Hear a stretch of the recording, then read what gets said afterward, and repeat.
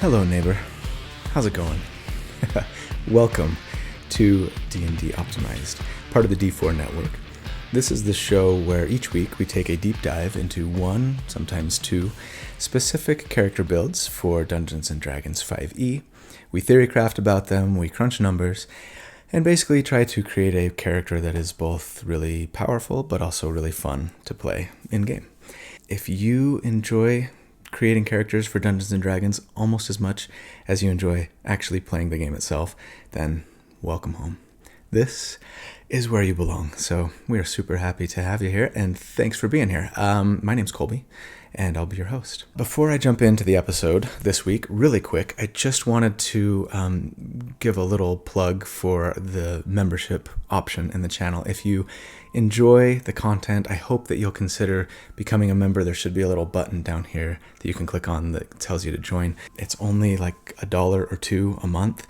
I don't have a lot of perks currently, maybe one day when I have more time to think about that kind of thing. But right now, at the $2 level anyway, you get a little cheat sheet for every build that I do. That makes it a little bit easier to recreate the character yourself if you wanted to. Mostly it's just a way for you to show support for us and just help me create more and better content. So anyway, thank you for those who are members. Really appreciate you guys. And for everybody else, I really appreciate you too. Thanks just for being here and watching and liking and commenting. And that's also really helpful and a great way to support me. So thanks. Okay, let's jump in.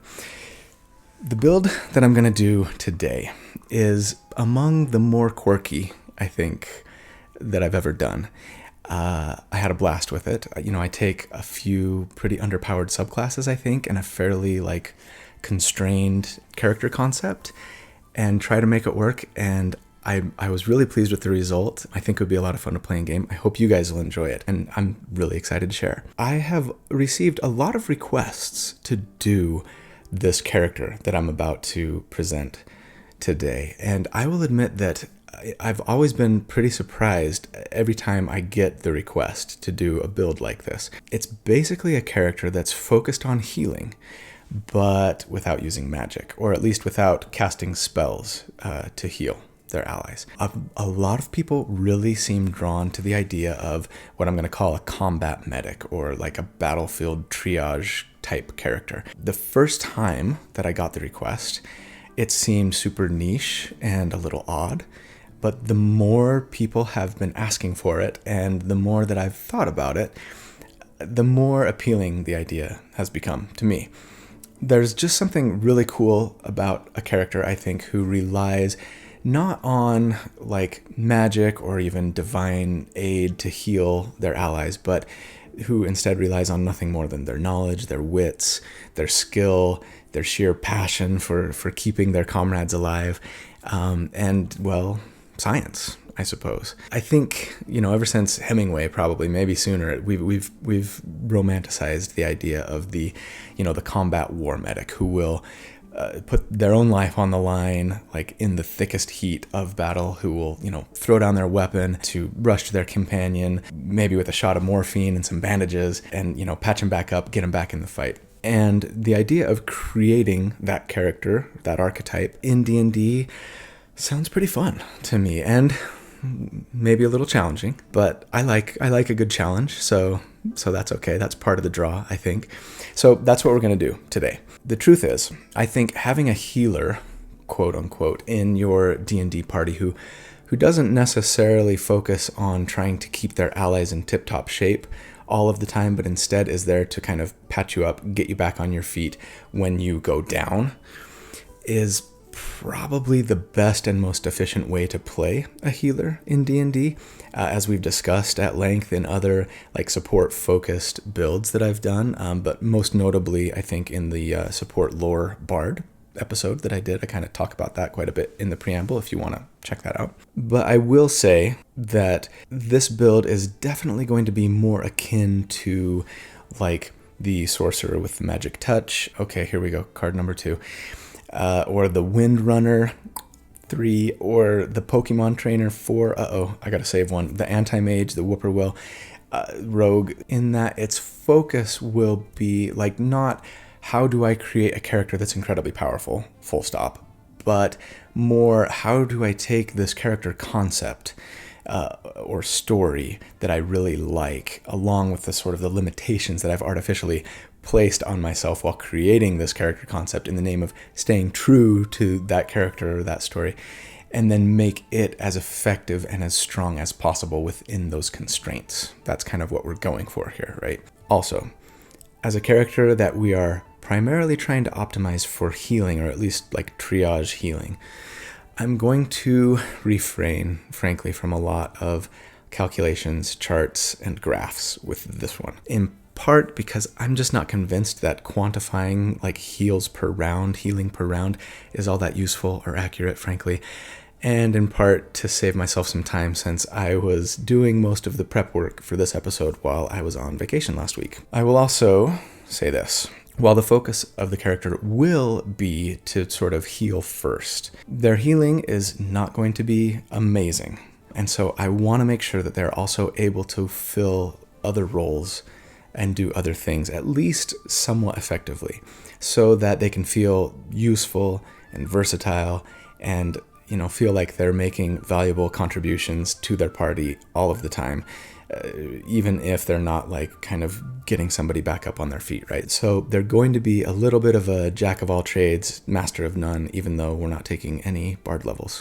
So the spirit of the build here will be, again, to create a character who is truly part of the fight, but the first to answer the call when their companion goes down and cries out, "Medic!" The only real rule that I'm going to place on myself is that this character cannot cast spells to directly heal their allies. I am planning on using no fewer than 3 subclasses to get us there, and every one of them, especially 2, I think are largely regarded by most of the D&D community as severely hampered in their optimization ability. I don't know if that's a word. Underpowered. So I'm sort of giving myself this artificial constraint and then trying to make it work with 3 fairly weak subclasses, which, while a fun challenge, kind of feels like I'm working with 3 hands tied behind my back. And I only have 2 hands. So we're going to have a lot of fun with this one. I really love trying to find ways to make something viable within constraints and handicaps. It's like a fun little puzzle. So those are my little warnings and caveats. Prelude finished, I am happy to present episode 55, The Combat Medic. Let's jump in. All right, at level 1, for our starting class, we're actually going to start with Rogue. We get a couple of nice things from Rogue here to start, including a lot of extra proficiencies, a little extra damage, and maybe most importantly for me, the ability to function as the party's rogue.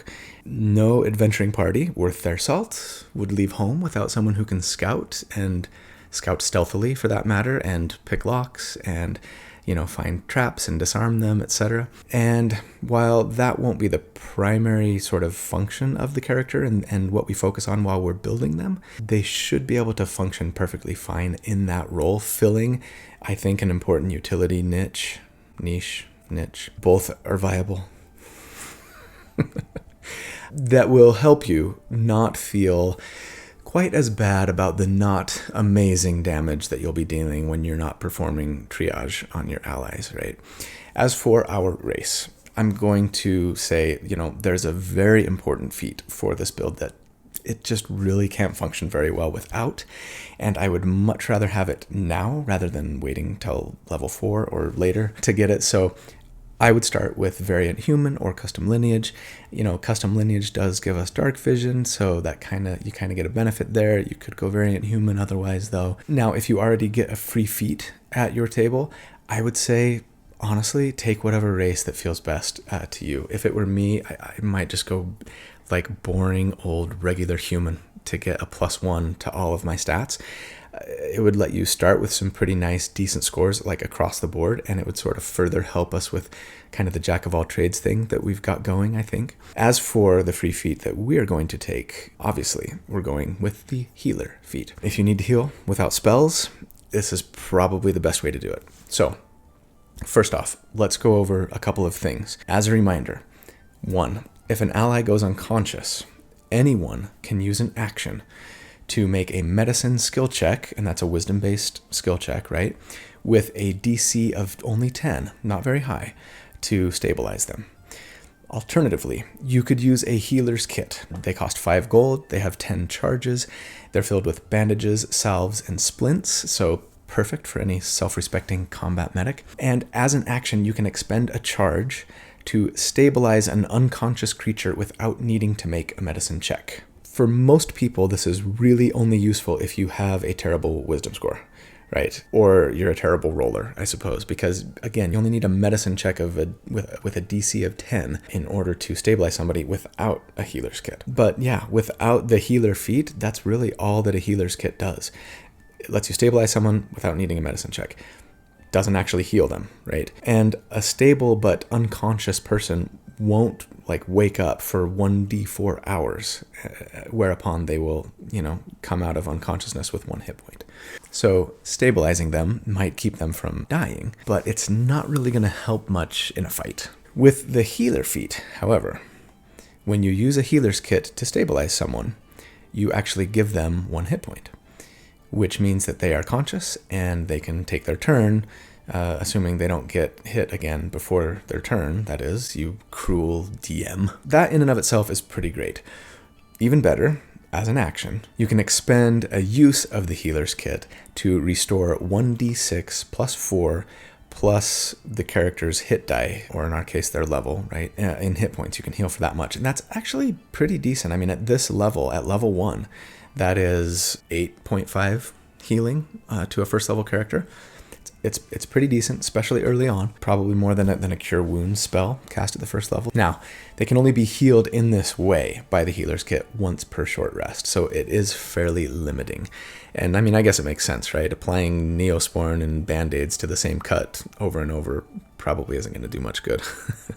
But it's still some really nice triage healing in a pinch. Now, as this will be one of the main sources of healing in our career, it goes without saying that we're going to need to stock up on lots and lots of healing kits, which at this level might be a little cost prohibitive.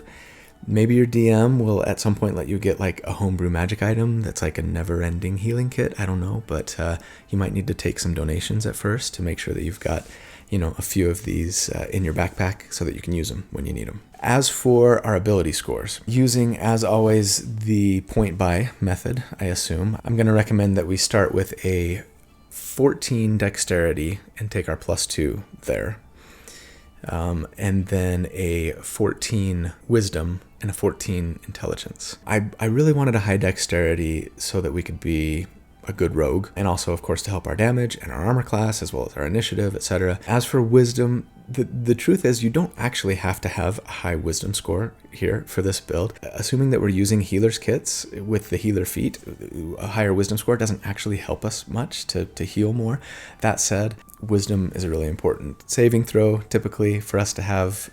And also, as a rogue especially, I like to have a decent wisdom score so that we can have a better perception check when we're checking for traps or, trying to find hidden doors, things like that. And it does seem a little silly not to have a good medicine check on this character, regardless of whether it actually benefits our healing. As for the intelligence, we're going to need that for multi-classing purposes. Unfortunately, that's going to leave us with a 12 constitution, which is a real bummer, but unless you wanted to sacrifice some of your wisdom to bump your constitution instead, that's an alternative. Fortunately, we will have some ways to deal with the fact that we're a little bit squishy as a rogue.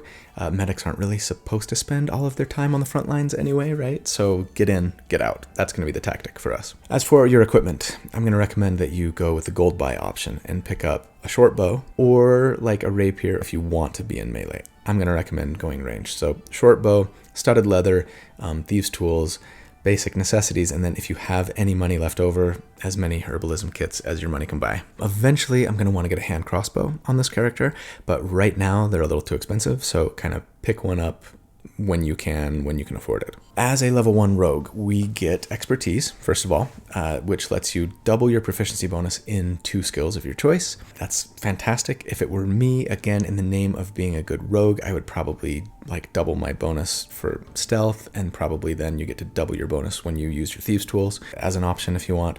You might want to double your medicine proficiency in the name of being a good healer, or something else for that matter. But anyway, for me, it'd be stealth and thieves' tools. We also, of course, get sneak attack as a level 1 rogue. That's a nice benefit to going rogue here. We're not going to be getting extra attack anytime soon anyway. So a little buff to our once per turn damage will be really nice. Again, as a reminder, to take advantage of that extra 1d6 sneak attack damage, you have to be making an attack with advantage or against an enemy who's standing within 5 feet of one of your allies, basically. And then finally, we get Thieves' Cant, which is kind of the thieves' language. It's nice for roleplay and utility.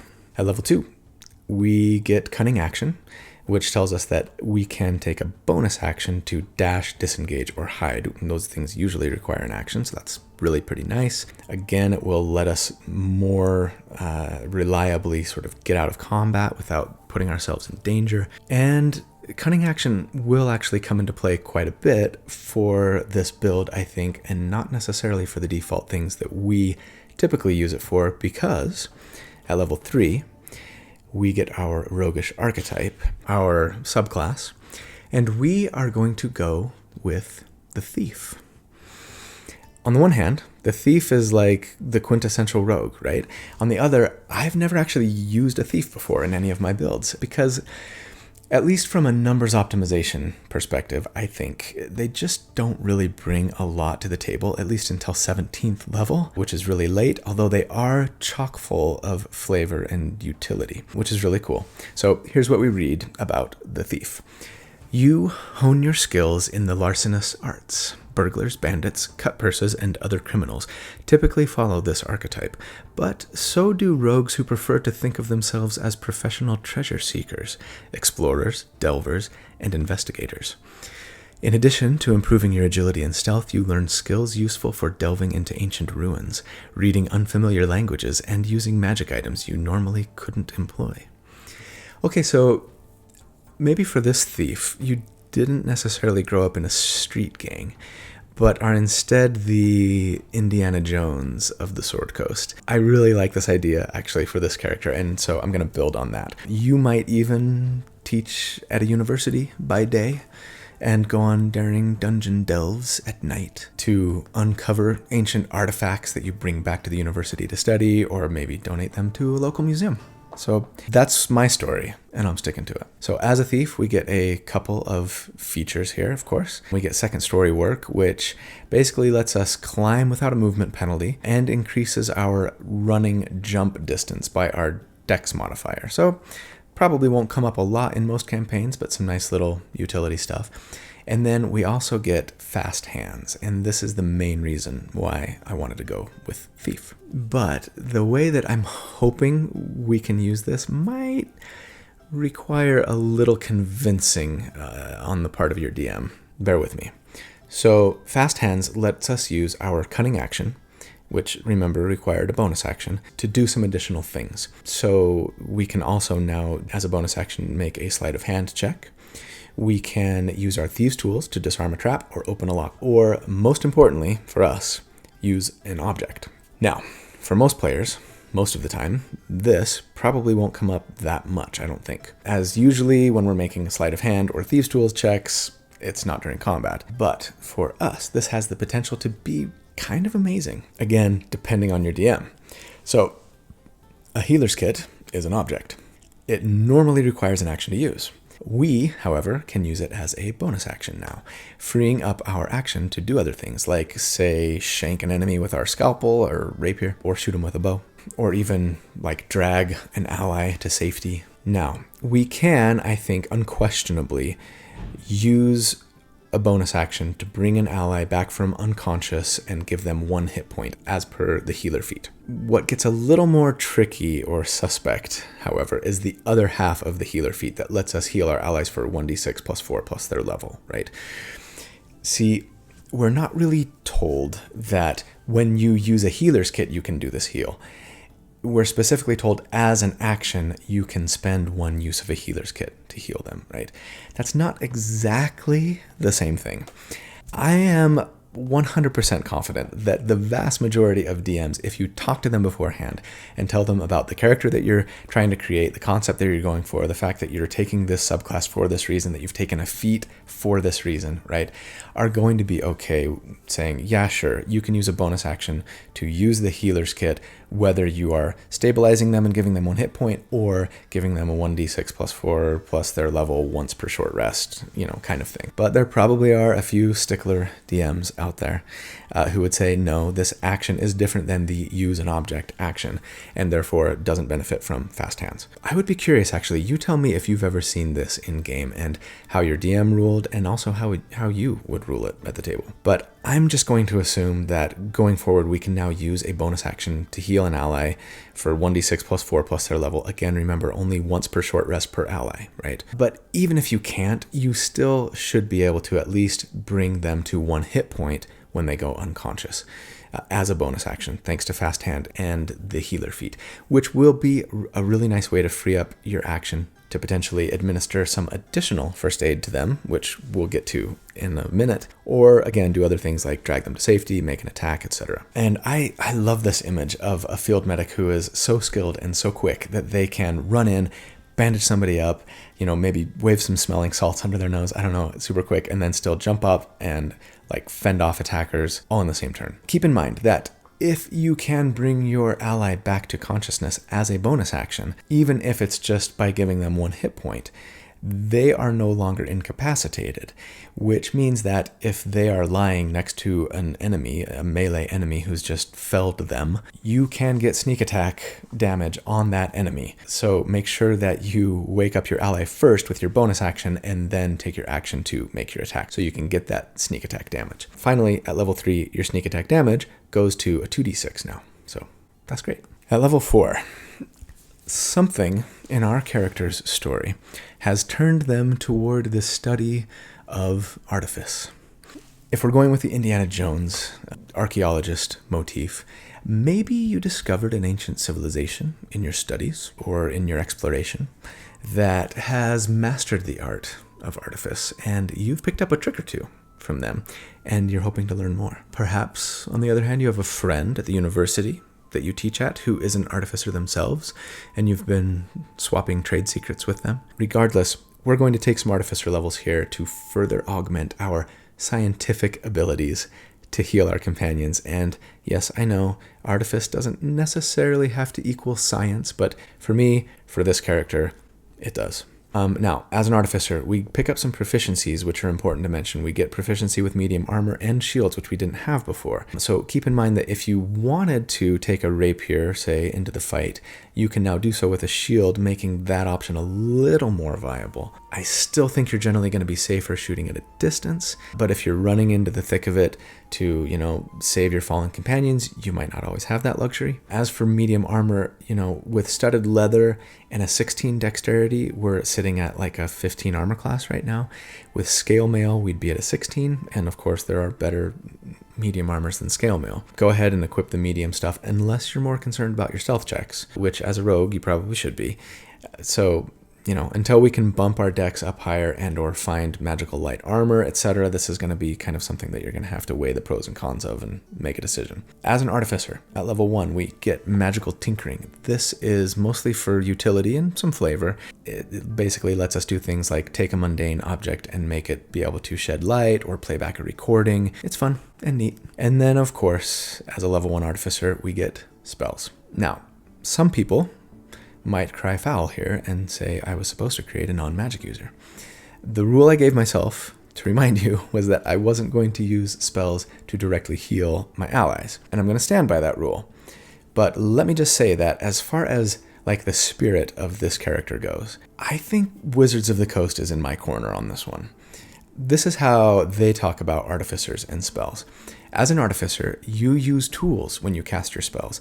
When describing your spell casting, think about how you are using a tool to perform the spell effect. If you cast Cure Wounds using an alchemist's supplies, you could be quickly producing a salve. Spoiler alert! If you cast it using Tinker's tools, you might have a miniature mechanical spider that binds wounds. When you cast poison spray, you could fling foul chemicals, etc. The effect of the spell is the same as for a spellcaster of any other class, but your method of spellcasting is special. Now, whether or not you decide to use spells is entirely up to you. I don't personally have a problem with it because maybe they're not really spells in your mind, but I'm also not really going to recommend, frankly, any spells for you to take here or talk about them. You get some cantrips, you get some first level spells. I guess for me, I'd take Mending as a cantrip. I mean, you are an artificer after all, and it makes perfect sense, I think, that you're not actually using arcane magic to mend something. You're tinkering with it. And Message can be really nice for communicating with your team if you're scouting ahead as a rogue, right? Maybe you've tinkered some sort of like radio earpiece that you can, talk to your companions with or something. But beyond that, pick your favorites. I think if it were me personally playing this character, I would refrain from casting any spells, but maybe those 2 cantrips here that I could like reasonably justify and reflavor as not really being magical. That's me. You do what you need to do. We will have a use for those spell slots, however, coming up shortly. So at level 5, we are an Artificer 2. And we get Infused Item, which is fantastic. Our tinkering has improved to the point that we can improve an item and or make it magical. I put that in air quotes again because I totally think of this as more like science-y than like arcane magic, personally. A Clockwork Homunculus would be really cool. But they are fairly fragile unless you take a lot of Artificer levels, and they can only use an attack if you use your bonus action to have them make an attack, and our bonus action is often going to be spoken for, especially like for healing purposes. If it were me, I think I would probably just improve my armor class by 1 with the enhanced defense infusion, and then take the repeating shot infusion, which lets me improve a ranged weapon to make it both +1 and ignore the loading property. It also produces ammunition on its own when you fire it, which means that you could actually start using a hand crossbow and a shield now if you took this, as you won't need a free hand to load the crossbow. But let's be honest. The main reason we wanted to go with hand crossbow here is because it feels a lot more Indiana Jones than a short bow did. And yes, of course, you could use a whip too if you really wanted to, but I already did a rogue build, the Whippoorwill.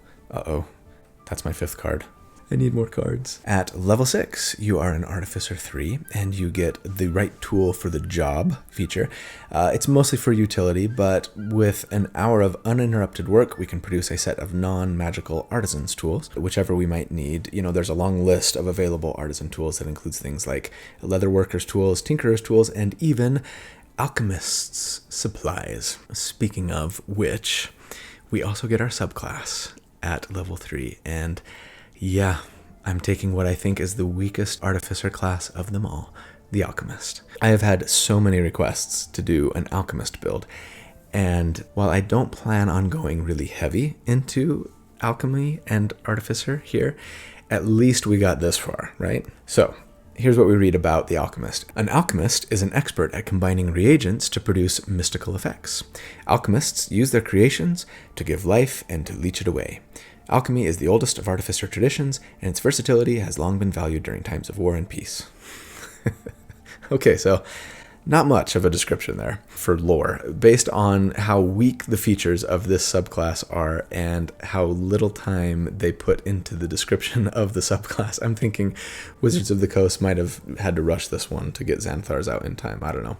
Anyway, we get proficiency with alchemist supplies, so that's convenient because we can now make them ourselves. Cool. Make yourself some alchemist supplies. And then we get experimental elixir. So this is the main reason that we're here.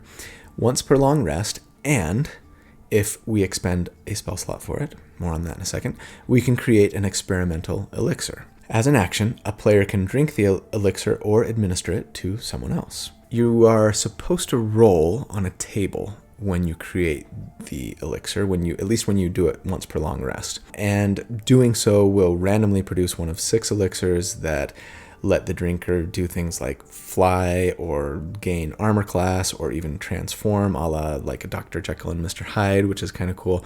But if you use a spell slot, you can choose the effect. And one of those effects is that you can create a healing elixir that heals the drinker for 2d4 plus our intelligence modifier, which is 2 right now. So 2d4 plus 2, which is exactly the same amount as a healing potion can heal. These elixirs expire at your long rest. So the question, again, is, are these healing elixirs magical? On the one hand, sure, you're using a spell slot to create them, right? And healing potions are listed as magical potions. On the other, I don't know why they necessarily have to be. We're told that proficiency with an herbalism kit, which contains clippers, mortar and pestle, and pouches and vials used by herbalists to create potions, is required to create a potion of healing. It seems like it's more like wise women botanical science than it is magic to me. At the very least, I think it would be easy to argue that even if the potion is magical, it doesn't have to be due to anything other than like the herbs and plants used in its creation have magical properties themselves, akin to like the King's Foil plant that Aragorn uses to heal Frodo after he gets stabbed by the Nazgul blade. Just trying to increase my nerd cred over here. Even if you are convinced that the potions themselves are magical, I still feel okay that I can use them and stay within the little artificial restraint I gave myself at the beginning, not to use spells to directly heal an ally. I'm not praying to any god or drawing upon the arcane to heal. It's science. Now, we could only reliably create 3 of these per day, because we only have 3 spell slots, and the other 1 elixir per long rest that you can create is random. Now, your DM might let you choose for that one too, if they're nice. I don't see why they wouldn't, considering, the character that you're trying to create here. But anyway, so at this point, we have some pretty decent little healing that we can administer to our companions. Once per short rest for each of them, hopefully as a bonus action. We could use a healing kit to bring them up with 1d6 plus 4 plus their level. 3 times per day, we could also, I think, as a bonus action, because you are using an object, right, to administer this potion, to pour it down their throat. So fast hands should apply, I think. So as a bonus action, administer like a shot of morphine, basically, or, this elixir. That's maybe how I would look at it. To our downed ally with this healing elixir, right, for 2d4 plus 2. And if we burn through all of those things, well, our companions need to find a way to survive a little bit longer. But anyway, at the very least, we can bring them back from unconscious with 1 hit point as a bonus action, thanks to our healing kit and healer feat, right? And there's no limit on how many times we can do that per short rest. It's just limited by the number of healing kits we have. And, of course, we could combine all of these for a more potent round of healing and not just wait until our companion, goes unconscious, pouring an elixir down their throat as a bonus action and then healing them with the healer's kit as an action, right? So do I do a damage report? For those who are new to this channel, I usually do a damage report at levels 6, 9, 13, and 17 and talk about how much damage this character can deal, or how much they can take if they're like a tank type character, or more rarely, how much they can heal per round. With this character who's built as like a jack of all trades, it feels a little unnecessary, frankly. I guess in a single round, they could potentially heal 1d6 plus 4 plus 6 at this level with the healer's kit, and then 2d4 plus 2 with the elixir for a total of 20.5 damage on average. So, okay, there's your damage report, 20.5. It doesn't come close to the Starry Twilight character that I built for healing, but actually is technically more than the lore bard could do in a single round by casting a 3rd level Cure Wounds spell with their Disciple of Life bonus. But, it's not very sustainable, obviously. And it's not really meant to be. Remember, you are the one they're talking to when they cry out, "Medic!" Right? You're not standing at the back lines constantly chanting prayers to your deity and blessing your allies with divine intervention. You're also not playing your magical lute in order to somehow stitch up their wounds. You're using your wits, you're using your speed and your brains to patch your friends up and keep fighting.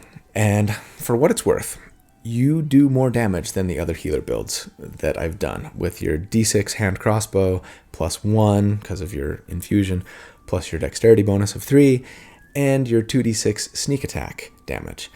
And you're a decent rogue to boot. Again, lots of versatility and value that you bring to your party despite the fact that your numbers aren't blowing anybody away.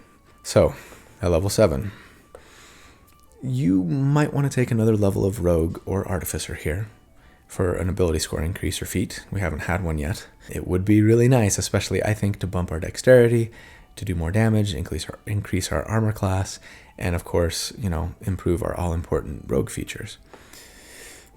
But again, I built this character for triage non-magical healing, and there's one more thing that we can get that I think satisfies the spirit of this character in that vein and gives us some other nice bonuses as well. So for us, our character here has perhaps risen in the esteem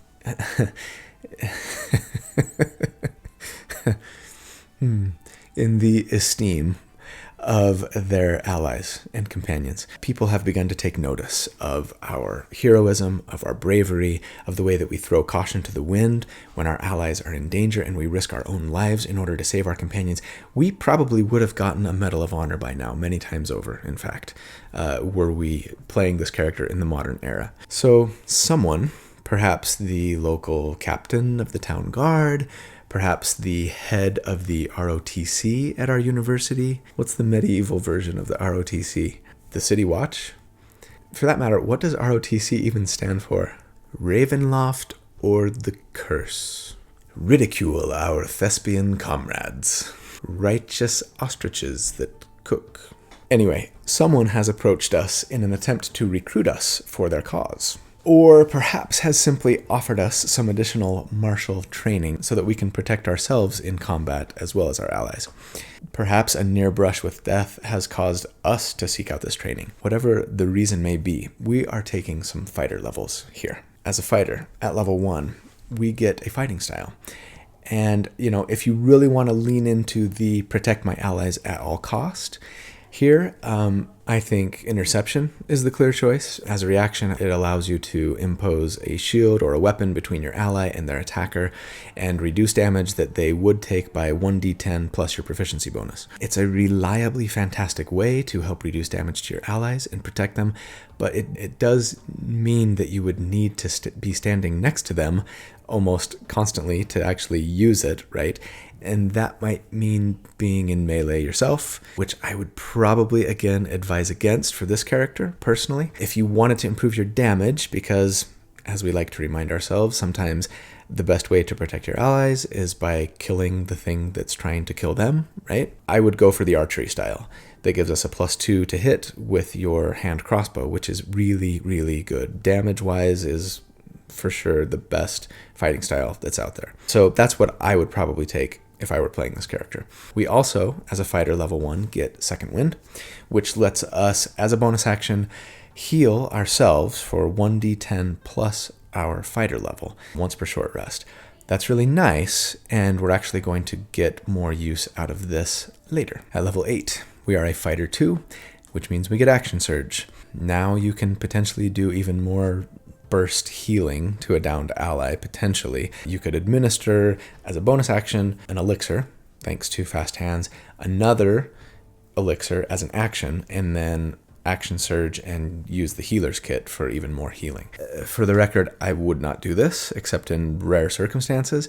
Your healing resources are very limited, and I think it would be best to save them to just bring a target back from unconscious, unless you have the elixirs to spare, or, it's a really important fight and you've got to keep somebody up or, as healthy as possible. Or, potentially, of course, if you wanted to use the healer's kit right before you begin your short rest, so your ability to heal them with it gets recharged after the short rest is over, right? And that will kind of help your companions save on hit dice, spending too many hit dice when they're healing, giving them a little heal before the short rest. During the fight, once you've patched them up, drag them to safety or keep shooting. So yeah, my concept for the character is bonus action heal using one of your resources that you have available to you, and then probably action to, again, pull them to safety or keep firing.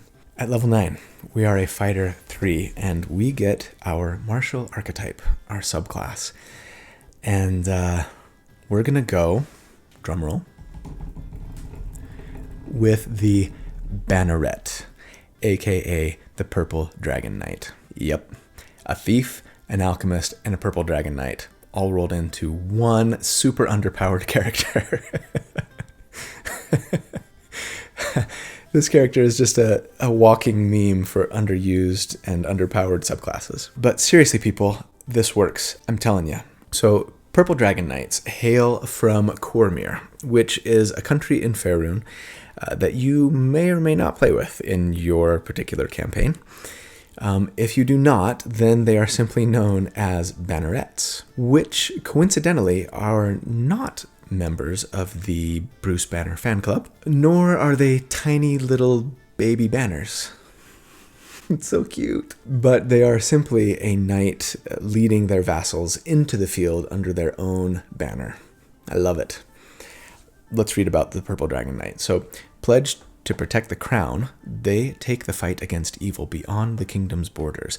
They are tasked with wandering the lands as knights errant, relying on their judgment, bravery, and fidelity to the code of chivalry to guide them in defeating evildoers. A Purple Dragon Knight inspires greatness in others by committing brave deeds in battle. Check. The mere presence of a knight in a hamlet is enough to cause some orcs and bandits to seek easier prey.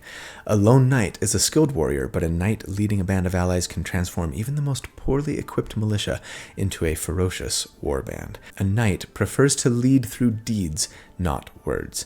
The knight's actions can awaken reserves of courage and conviction in allies that they never suspected they had. Look at how far you've come. From thief to scholar to knight. I'm so proud. So, if you weren't the party's acknowledged leader before this, you probably are now, I would think, unless perhaps you're playing like a reluctant Purple Dragon Knight who has been knighted without knowing or maybe even wanting it. That could actually be kind of a fun little kink in your character's story. But perhaps you've always been like a banneret noble, and now like a larger threat has surfaced and it's required you to like abandon your more scholarly pursuits and take up your banner, take up that role, even if reluctantly. Anyway, I like the story arc here for this character. So anyway, as a banneret, as a Purple Dragon Knight, or a PDK, as I will call them, you get Rallying Cry. It's perfect for us. So Rallying Cry lets us inspire our allies to fight past their injuries. When you use Second Wind, again, that's a bonus action once per short rest, right? It heals yourself, but now you can also heal up to 3 other creatures within 60 feet that can see or hear you.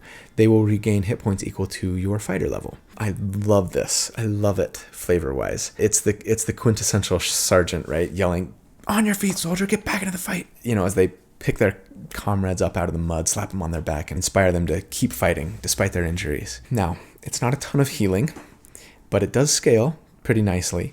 And it's another nice non-magical heal. And it's a group heal that we can use from range. It's the only one of our heals that can do both of those things. So between this, our Fast Hands Healing Elixir, and our Fast Hands Healer's Kit, our bonus action will potentially very often be used for healing. Maybe even more than just to bring somebody up after they've gone unconscious. But especially in that case when an ally goes down. And I anticipate that we will otherwise be making attacks with our action, like any good soldier, professor, thief. Okay, so, damage report. At level 9, the maximum amount we could heal in a single turn, for what it's worth, is 2 healing elixirs and a healer's kit application with help from action surge. That would be 4d4 plus 4 plus 1d6 plus 4 plus 9 for a total of 30.5 damage on average. Not bad, but again, I really don't anticipate that you'll actually be doing this much healing all in one round. So the question now is, where do we go from here? I think there are a lot of options. Going back to Rogue for more sneak attack damage, evasion, uncanny dodge, more expertise, etc. would not be a bad option at all. You could do more alchemist levels. Among other things, that would get us more healing elixirs, a way to grant temporary hit points when someone drinks one of your healing elixirs, which is nice, and more and better infusions. But much of the Artificer's power comes from their spells, even though they're only a half caster, and I'm just not sure that I would want to, with this character, really make much use of those spells at all, other than to just create more healing elixirs. But the healing elixirs themselves don't go up in the amount that they heal when you use a higher level spell slot to create them, unfortunately. So For me, I think I would prefer to stick with the PDK here. For one thing, I think it just feels right for the character arc that I envision for this character. But more important than that, for me, more fighter levels both improve our rallying cry, which again is the only group and ranged heal that we have, but it also will improve our hit points as we get a D10 for our fighter levels. It will improve our offensive capabilities, which are admittedly pretty lackluster currently. And so it would just kind of round the character out a little more nicely, I think, and make you feel a little more useful, a little more versatile. So at level 10, we're going Fighter 4. And we get our very first ability score increase, or feat. Yikes. There are a lot of options here. If we had a higher charisma, I think I probably would have gone with Inspiring Leader. I think it's totally on point for the character thematically, but also because it lets you have like a reliable source of temporary hit points for your entire party. Unfortunately, it has a prerequisite of a 13 charisma, which we just can't get to with this character, so apparently you're a very uninspiring leader. or at least just grumpy. Why do you guys keep going down? You're the worst band of adventurers I've ever seen. If I have to waste one more bandage on your sorry butt, I'm gonna kick it all the way back to Cormyr. We built this character to be a non-magical medic first, so you could take the chef feat. It does let your party heal a little bit more during a short rest, and it lets them eat a treat. Treats! That lets them gain some temporary hit points, but it's only temporary hit points equal to your proficiency bonus, so it's not a ton. I think if I were playing this character, I'm probably going to bump my dexterity here. Our armor class has not been great. Our rogue abilities have been languishing somewhat with a 16 dexterity, not to mention, our damage not being particularly fabulous. So I'm going to take our dexterity to 18 here, but if you want to make treats, you totally should. At level 11, we would be a Fighter 5. And even though we had not been building for damage, finally getting extra attack is very welcome. So, now during our action surge, we could actually put out some decent damage, making 4 attacks, right? Because you typically get 2 attacks when you take the attack action now with extra attack. And if you got another action, you'd get 2 more attacks. So you'd get 4 attacks total for 4d6 plus 16 damage if they all landed. Again, assuming that we're using a hand crossbow. Not amazing, but it'll be nice when you need it. At level 12, we would be a fighter level 6, and we get another ability score increase or feat. Hooray for fighters. And again, for the same reasons, I'm taking dexterity to 20 here. At level 13, we would be a fighter level 7, and we get the Royal Envoy feature from Purple Dragon Knights, which gives us proficiency in persuasion. And actually, you basically get to double your proficiency bonus when you make a persuasion check, as though like we were getting expertise here in persuasion. Now, even with our low charisma, we're actually pretty persuasive. Not a terrible utility feature here. And, damage report. I suppose the most healing that we could provide in a single turn to our allies now would be to use Rallying Cry as our bonus action to heal 7 hit points to 3 allies, and then plus 2d4 plus 2 for an elixir, plus 1d6 plus 4 plus 13 for our healer's kit if you action surge to do that.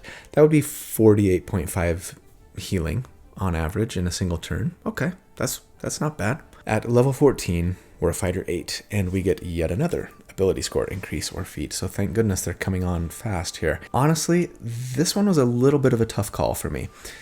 I suppose if we increased our intelligence, we could get a teeny bit more healing out of our elixirs.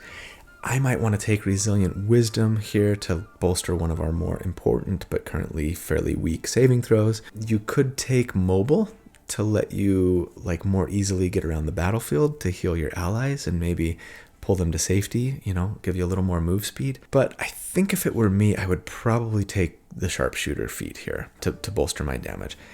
I'm tempted to take Crossbow Expert because it would allow us to basically get 1 more attack per round. Let us, with our hand crossbow, you'd get to make a bonus action attack with a hand crossbow now.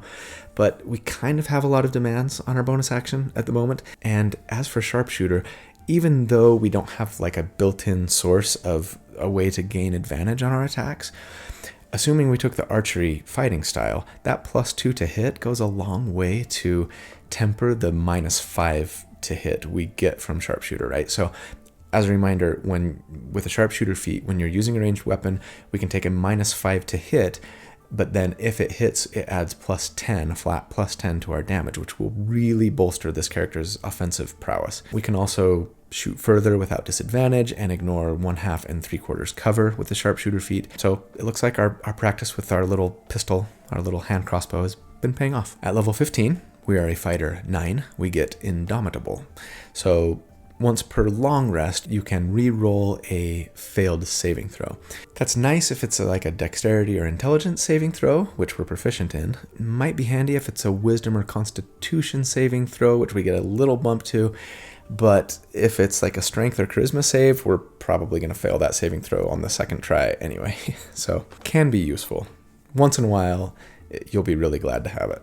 At level 16, we are a fighter level 10, and we get Inspiring Surge. This is a nice little feature for our baby banner, actually. When we use our action surge, which probably means that we're doing like a little bit of burst damage ourselves, right? We can choose an ally within 60 feet, and they can use their reaction to make a weapon attack. It's too bad that this doesn't just grant them the benefit of your action surge as well, right? It's not like the PDK is OP. PDK no OP. PDK UP. But on the right ally, this could actually mean quite a bit of extra damage, especially, again, since you're coupling it with your own action surge, right? That you're probably applying your sharpshooter bonus to. This will be some pretty decent burst damage when you need it. Finally, at level 17, we are a fighter level 11, and we get that unique and incredibly potent ability, the extra attack, which means that we can now take 3 attack when we take the attack action. And yes, this means that if you use your action surge, that's 6 attacks in a single turn, potentially all with sharpshooter, can be pretty decent burst damage, especially coupled with Inspiring Surge. It's pretty late in the game, but hey. So for our final little pseudo damage report, the maximum amount of non-magical healing our little PDK combat medic could do in a single turn, blowing action surge if we wanted to, would be 11 times 3 for our rallying cry, plus 2d4 plus 2 for an elixir, then action surge, and do 1d6 plus 4 plus 17 for our healer's kit. That'd be a total of 64.5 damage on average. And you know what? That's not half bad for a non-magical triage healer. But also, for what it's worth, if you blew action surge on attack action, taking 2 attack actions, and you're using sharpshooter, and you combined your inspiring surge with it, even if the enemy that you gave an extra weapon attack to only did as much damage with their weapon attack as you do, which frankly isn't a ton, you could probably find better options by level 17. When you combine it with sneak attack, you would do 138 damage to an enemy with a 10 armor class, and 91 damage to an enemy with an 18 armor class. Again, not half bad for a character who's supposed to be the triage medic. So, final thoughts. I don't often make a lot of well-rounded characters, as most of you probably know. It doesn't really tend to be my MO.